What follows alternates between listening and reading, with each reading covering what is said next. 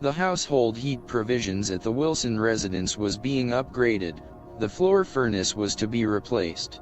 A used central heat unit from Richard Guthrie's barn finding a new home. A gift, Richard having found a more suitable barn fixture. The central heating unit's location being positioned in Jen's craft shop area adjacent to the dining room wall. The air intake in the dining room. The heat output would be ducted in a 8-inch ceiling trunk line to the front of the house, through the dining and living room, with branch lines to the 2 downstairs bedroom, and floor registers to the upstairs hallway, and 2 bedrooms. Gary having formulated how to fabricate and fasten the duct work, noting with 10-foot ceilings there was plenty of clearance. With the ductwork completed, the next project at hand was the installation of the metal framework for an acoustic tile drop ceiling.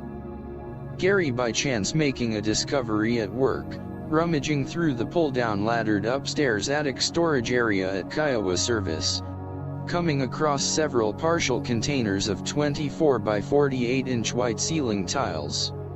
Remnants from the office remodeling addition.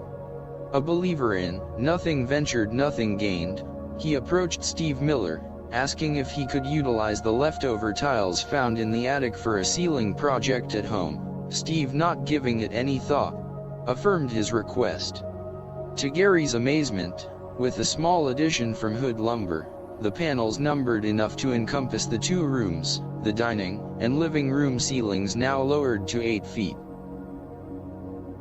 Jan was rather upset, Gary having just returned from spending a winter Saturday night in Oklahoma City visiting his estranged family and friend Jerry Willis. Jan wasn't upset about the visit, but about the weather, the temperature in Kiowa having dropped into single digits. Informing him that the temperature got down to 61 degrees in the house, and that was with the central heat running continually. Apparently the central heating unit wasn't up to what was needed in the drafty non-insulated house. Gary pondering whether to invest in a bigger unit, but came up with an alternative for those extreme cold days, a wood-burning stove.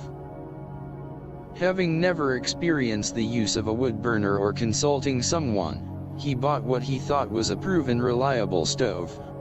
One that had sufficed for hundreds of years, a classic Ben Franklin. And confident with its installation it would provide the needed additional heat, but in reality, it produced more smoke than heat, and there was a chimney problem. There wasn't one. Having run a hazardous single-wall 6-inch stovepipe up the side of the house that the wind played havoc with. Gary discovering that Humphrey Implement was a local distributor of fireplace and wood-burning appliances and accessories. Visiting with Kim Humphrey, the dealer giving testimonial that he had just installed an airtight Hurricane wood burner with an electric blower system in his residence, and was totally satisfied with its performance. With the purchase of the Hurricane, Gary addressed the chimney, Kim recommending triple wall 8-inch insulated pipe. Gary having another alternative plan in mind. Father-in-law Bud Murrow, when being told of the idea, shook his head, but agreed that it would work. Gary deciding to run the triple wall insulated flue inside rather than outside of the house. He would install it against the inside outer wall, through the ceiling, addressing the upstairs floor at the far corner of Sandy's upstairs bedroom, and continuing through the bedroom ceiling to the roof above. The pipe residing in the outside corner of the second floor bedroom, requiring only a square foot of room space which would be enclosed with sheetrock. The project finished, not exactly kosher, Gary concluding that someone was right when they said, necessity is the mother of invention, and adding, at least the wind won't play havoc with it. Jan having made it known that sometime in the future she would like to host the Apostolic Church's Sunday night Bible study and singing. Gary having assured her the time would come, he was doing the best he could in getting the house presentable. The Roth family's residential heirloom facelift seemed like a never-ending project, Gary having improved the interior, but the residents' outside posture, having set for years enduring the Kansas environment, was worn and weathered. Gary, somewhat perplexed about the undertaking the outside painting project, whether to brush it or apply it with a spray gun, deciding to approach Tom Wells, the recent hired Kiowa service painter, about the use of a compressor and spray gun. Tom instructing him on some basic principles, and during the process Gary discovered that when spraying you could vastly increase the amount of paint required if you didn't know what you were doing. Not being an experienced spray painter, he had second thoughts. The brushing of the shiplap-endowed two-storied structure commenced. As it progressed, Gary discovered with the steepness of the roof, a ladder was required to be laid upon the pitch for him to reach the throws of the gables. Not a secure experience and somewhat time-consuming.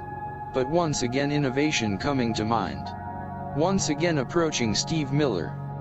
This time asking about borrowing the company's forklift for a couple of hours Saturday afternoon.